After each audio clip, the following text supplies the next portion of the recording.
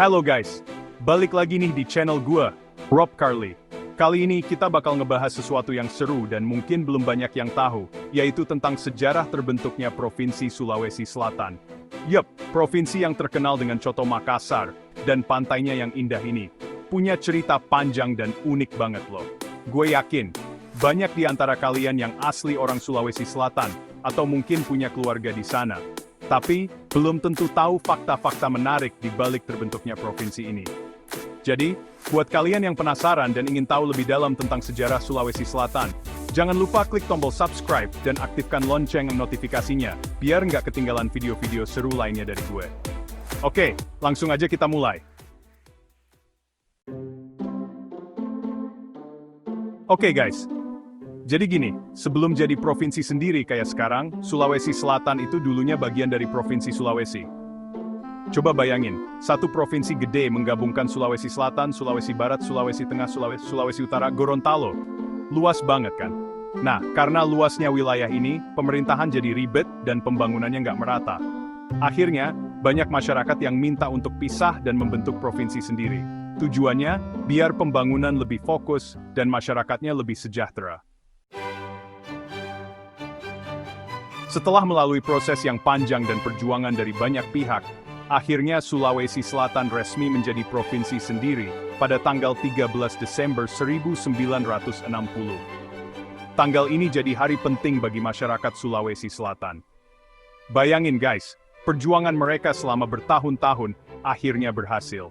Momen bersejarah ini tentu saja dirayakan dengan gembira oleh seluruh masyarakat Sulawesi Selatan. Jadi, buat kalian yang orang Sulawesi Selatan, jangan lupa tanggal lahir provinsi kalian ya. Nah, setelah resmi jadi provinsi, pertanyaan berikutnya adalah, ibu kota provinsinya di mana dong? Yap, Makassar. Kota Angin Mamiri yang terkenal dengan makanannya yang enak dan budayanya yang kaya ini dipilih menjadi ibu kota Sulawesi Selatan. Kenapa Makassar? Ya, selain tempatnya yang strategis, Makassar juga merupakan pusat ekonomi, pendidikan, dan pemerintahan di wilayah Sulawesi Selatan. Ditambah lagi, kota ini punya infrastruktur yang lebih bagus dibandingkan daerah lainnya. Guys, di balik setiap kejadian besar, pasti ada orang-orang hebat yang berjuang. Begitu juga dengan pemekaran Provinsi Sulawesi Selatan. Ada banyak tokoh lokal yang berperan penting dalam memperjuangkan pemekaran provinsi ini. Mereka berjuang dengan gigih, menyampaikan aspirasi rakyat, dan bernegosiasi dengan pemerintah pusat. Sayangnya, gua nggak bisa sebutin satu persatu di sini, tapi dedikasi dan semangat mereka patut kita hargai dan kenang selamanya.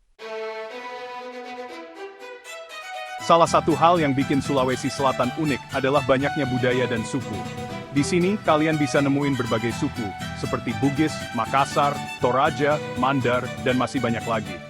Masing-masing suku punya tradisi, bahasa, dan kesenian yang khas dan dijaga secara turun-temurun. Keberagaman ini bukannya jadi pemecah belah, justru menjadi kekuatan Sulawesi Selatan. Sejak awal terbentuknya, wilayah Sulawesi Selatan mengalami beberapa kali perubahan guys. Beberapa daerah dipisahkan menjadi provinsi baru, seperti Sulawesi Barat. Perubahan ini tentu saja berpengaruh pada kondisi geografis, jumlah penduduk, dan ekonomi Sulawesi Selatan. Meskipun begitu, provinsi ini tetap maju dan berkembang dengan pesat. Sebagai bagian dari Indonesia, Sulawesi Selatan punya peran penting dalam pembangunan nasional. Provinsi ini dikenal sebagai salah satu penghasil beras terbesar di Indonesia. Nggak cuma itu, Sulawesi Selatan juga punya potensi besar di bidang pariwisata, pertambangan, dan industri kreatif.